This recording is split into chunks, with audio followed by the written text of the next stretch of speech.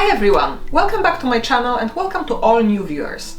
My name is Olka and I'm a UK-based vet, and today I'd like to talk to you about your kitten's first visit at the vets. Before I get to it, please don't forget to like, subscribe and ring that bell if you enjoy my content. This allows me to keep this channel going. I aim to release a video every week. I also have an Instagram account where I post daily, so go and check it out. Without further delay, let's dive into the topic of this week's video then. Before I progress with the topic of the video, let me insert a little disclaimer here. Certain protocols may vary depending on the country and even between veterinary practices. Scientific studies and research also gets updated frequently, which means that the general advice in the future might be different. So let's jump into answering the question asked. What does your new kitten need and what will be likely done at its first appointment at the vets? Well, exciting days, you've just extended your little family. All you want is to spend time with your new little kitten, take care of it, play with it, cuddle with it. But you're also probably thinking about its health, preventative treatments it might need, and what is generally recommended to your kitten in those early weeks and months of its life. Firstly, you should phone the veterinary practice of your choice and register your pet. Consider proximity when you do it, as in case of emergency you might want them nearby.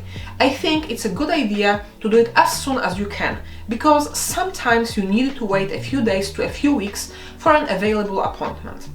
The first person you speak to will likely be a receptionist. They are also quite knowledgeable and will be able to answer your basic initial questions if you've got any at that point. When you book your kitten in for the first time, you should be aiming for it to be 9 weeks of age, unless it displays any concerning symptoms. If it does, it should of course be done sooner. So, what will happen at the vets? Firstly, your vet will call you in when they are ready for you and probably ask you a few questions like how your kitten has been doing, what you've been feeding it, how long you've had it, etc. If you've got any records for your kitten, bring them with you. If you got your kitten from a reasonable breeder or adoption center, you would likely have been given some documentation and instructions. These can be useful for your vet to help you and your little one as well as they can. After the initial conversation and so-called history taking, your vet will then usually examine your new pet, checking it's in a good condition. If so, then you can discuss the routine preventative healthcare and other important points of your kitten's development. If your vet has any concerns, they might want to withhold routine treatments at this stage and progress to try and solve the problems found.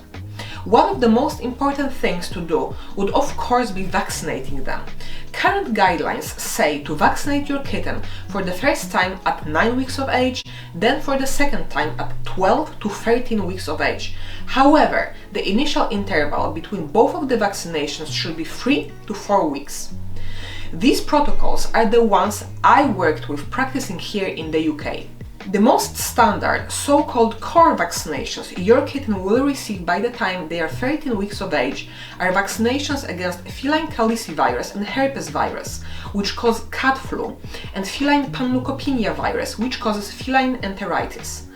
Another commonly given vaccination which doesn't belong in the group of core vaccinations is a vaccine against feline leukemia. This one is not necessary if your cat lives exclusively indoors. After the initial course of kitten vaccinations, your cat will need to be vaccinated every year against cat flu and every 3 years against feline enteritis and feline leukemia. You and your vet will likely discuss deworming protocols. The protocols I am used to are to deworm them every 3 weeks until they are 8 weeks, starting from 2 weeks of age. Then every month until they are 6 months, and adult cats every 3 months. However, it depends on your geographical location and your cat's everyday life. Your vet will be able to advise you on the products you should use. There are many of them available. Then we've got our external parasites. Here, most commonly we would deal with fleas. However, these are not the only ones we should be concerned about. The protocols I'm familiar with would be to wait till their second vaccinations to give them their first dose of preventative anti-flea product. If your vet discovers fleas before that date, they will treat them sooner. There are a variety of different products. Some of them need to be repeated every 4 weeks, some every 3 months. so the frequency depends on the type of the medication you will use. Most products currently used fight off not only fleas, but other external parasites as well. Before I jump into the next section, please remember, before coming to your vets, try and find out what and when your kitten has been treated with already. If you don't have this information, there is a risk your cat will receive medications before it is actually needed, resulting in unnecessary overdosing. So ask your breeder, adoption center or your partner if they've given them anything. Keep all the leaflets of products used in case your vet needs this information. Next important thing is microchipping. If you decide to get your kitten microchipped, then a small device, the microchip in question, is inserted under your cat's skin. This gives your cat their own unique code. If your cat was to go missing, the microchip would be scanned and matched to your contact details. I'd say they are especially important if you are planning to let your cat go outside. The procedure is quick, usually relatively cheap and uncomplicated. Some of the vets will discuss your pet's health insurance with you, especially if you don't yet have one. Vets do not provide insurance per se, but most of us encourage it, as in case of illness or injury, the cost of treating can be rather high, so it is a good idea to sort it out. Most insurance providers don't cover pre-existing conditions, so remember to get the insurance before your pet becomes ill. Your vet, depending on the practice, might discuss with you a variety of preventative healthcare plans. These plans provide services like vaccinations, anti-parasitic medications, microchip at lower prices, sometimes discounts on other products too. In exchange, you normally enter a contract where you pay some amount of money every month or a bigger lump sum upfront. If your vet doesn't start this conversation on their own, it might be a good idea for you to ask about your kitten's diet.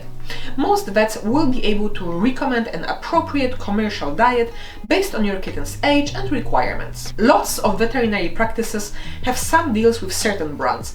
However, it does not mean that the food they are recommending is bad or that they are not allowed to discuss other brands if this is something you'd like to do.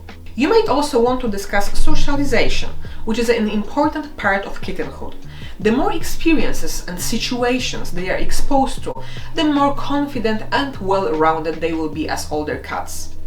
It is a good idea for them to meet different people, animals, if safe to do so, noises, smells and objects. Remember not to introduce your kitten to other cats unless they are healthy and fully vaccinated. Your vet might also want to discuss with you future neutering plans. Generally speaking, it is recommended to do it when they are 6 months of age, unless some special circumstances exist. If you've got any other questions or concerns, don't be afraid to ask your vet. They want your pet to be healthy and are usually very knowledgeable and helpful. Making your home cat-friendly is another very important and broad topic. It can massively influence your cat's happiness and general well-being. I made a whole separate video about this, so please go and check it out. I will add a link to it in this video's description. And lastly, thank you for watching. I hope you liked my video, like, subscribe, and I hope I'll see you here again soon. Bye!